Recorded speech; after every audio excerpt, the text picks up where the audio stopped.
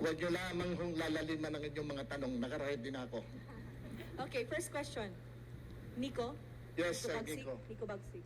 Magandang umaga po, sir. Sir, na-mention niyo po dyan po sa speech niyo na you're in favor of rehabilitation po, ano, when it comes to the drug addicts po. Does this mean na you don't agree po with the war on drugs of former President Rodrigo Duterte na libo-libo po yung napatay? Ay, hindi po. Ako po'y naniniwala doon sa ginawa niya kasi nakabuti dito sa atin. Pero ngayon po, ang sa akin naman, bigyan din natin ng pag-asang ma-rehab yung mga addicts.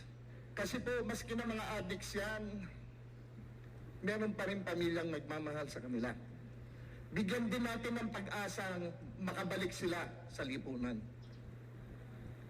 Follow-up na lang po, sir. Paano po natin sila mabibigyan ng pagkakataon na makabalik sa lipunan at kailangan mo rehabilitate kung napatay na po?